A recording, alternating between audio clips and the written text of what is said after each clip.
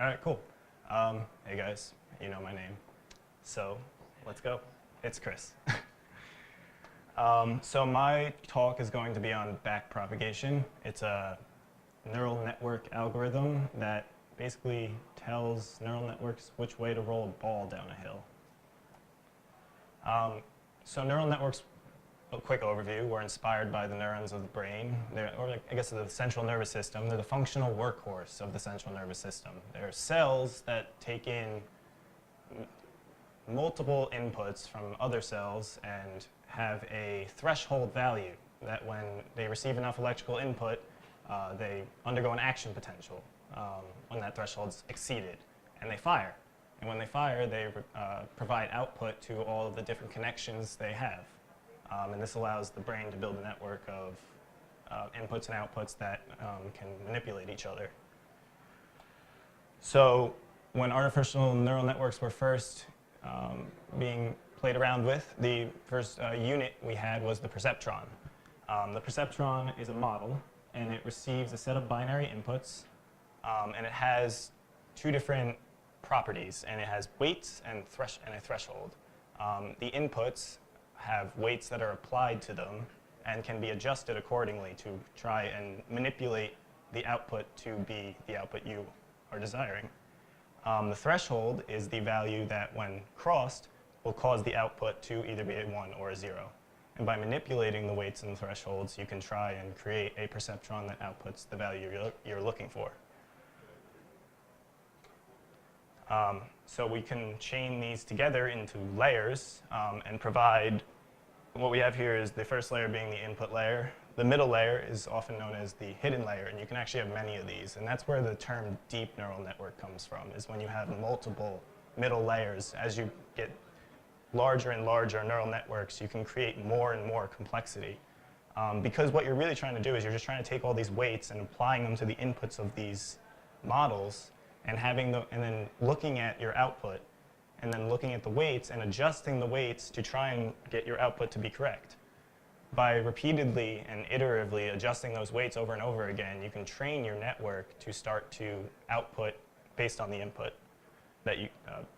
output the correct thing based on the input you provided. The hidden layers just allow you to build up a larger network of weights, which gives you a more fine-tuned control over the output. So the reason perceptrons turned out to not be very good for neural networks is because they either are 1 or 0, and they're basically based on a step function. The step function, what you want to basically be able to do is adjust weights slightly in order to adjust the output slightly. But with a perceptron, a slight adjustment of the weights can flip the perceptron from 0 to 1 and not provide the small incremental changes you need in order to provide fine-tuned control over your output. So what we did is we thought of the sigmoid neuron. And the sigmoid neuron is very similar to the perceptron, except an activation function is applied to the step function. That activation function is the sigmoid function. It's basically a smoothed out step function. So now, when we adjust the weights, we can make small incremental adjustments to the weights, and our output will be a value that is a float between 0 and 1, which allows us to have very small incremental updates to the output based on the weights. So all that's cool, but how does an artificial neural network actually learn instead of just taking in inputs, weighting them, and putting out outputs? Well, if we look at some of the equations we actually have sort of been talking about so far, we've got a few. And the way you start looking at an artificial neural network is that you take a hidden layer. You want to calculate the different layers' activities. The hidden layer activity is going to be, you just take the matrix of the inputs, and you take the matrix that have your associated weights to those inputs, and you return them to a function. Then you run that matrix through your activation function to get the sigmoidal output of those two multiplied matrices. So in order to actually measure how good our neural network is at determining the output, we need a way to measure it, and we can do that with a cost function. A cost function actually returns the error of the neural network, so it can look at how performant your neural network is and determine if it should change the weights accordingly.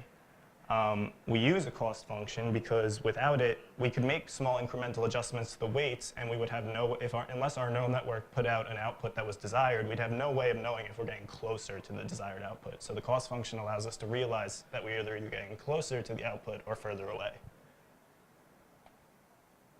So the idea here is that you want to minimize your error. The closer your error is to 0, the closer your cost function's output is to 0, the better your neural network is performing.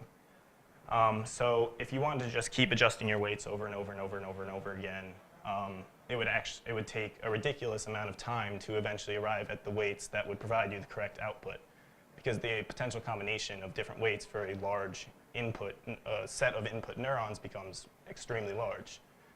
Some of these input neurons, say if you're trying to do an image, like a 28 by 28 image, you'd typically use the multiplication there, 784 different input neurons, and you can imagine how those weights add up quickly when you're dealing with all the different combinations. As we've seen just with 2 nested for loops, this would be huge.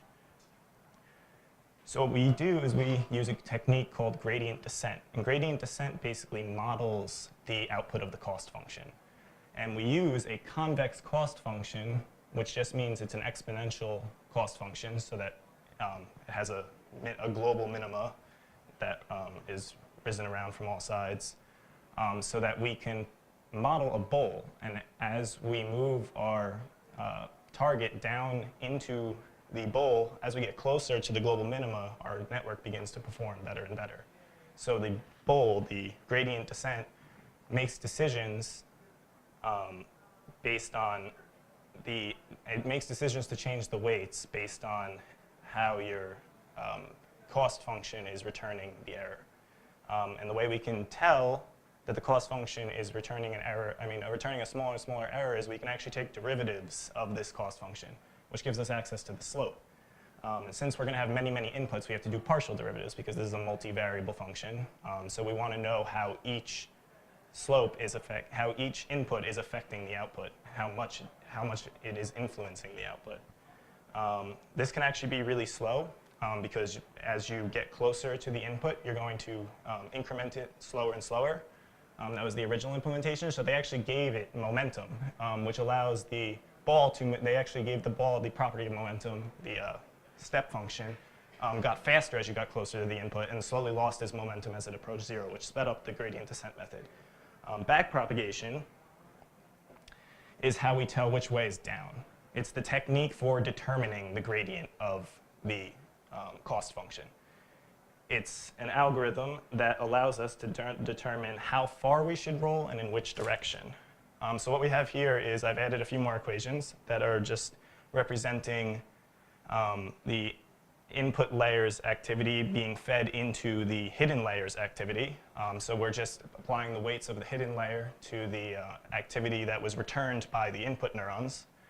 And then we're activating it by feeding it through the sigmoid function. Our cost function we're using is a simple mean square equation that takes the difference between your expected output and the output you received, squares it, and that's how we're going to determine the error. So if we actually look here, y hat is equal to our activated input, and we can chain these all down together into this one large equation at the bottom. So the way we're going to derive this is we're going to use the chain rule, and that's kind of what backpropagation is. It's just using the chain rule all the time. You're just doing the chain rule over and over and over again. Chain rule all day, son.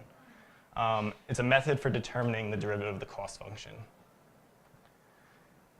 And so the chain rule, just if you have a derivative of fg prime, you know that it's going to be equal to the derivative of the first function multiplied by the value of that function, and that's going to be multiplied by the derivative of the second function. So to apply this, when we apply it to our cost function, we don't necessarily care much about the outside. The outside is going to be a simple power rule. If you see, we have the summation of 1/2 y minus y hat squared with respect to the weights. We're really just going to look at the derivative of y minus y hat. And there, y is a constant because that's our expected output. So we're really looking at the derivative of y hat.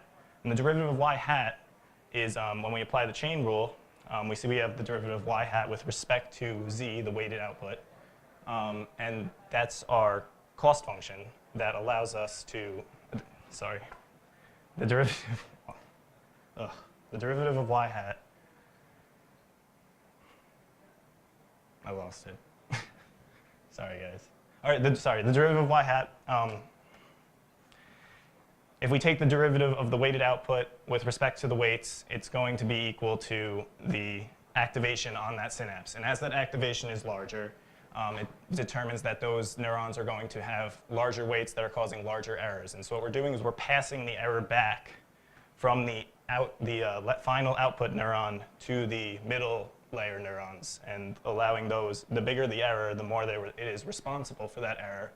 And so we need to adjust to our output. We need to adjust our weights accordingly. Those weights for those neurons will have a larger subtraction from them to reach down to the global minimum of our cost function. And that is the end of the presentation.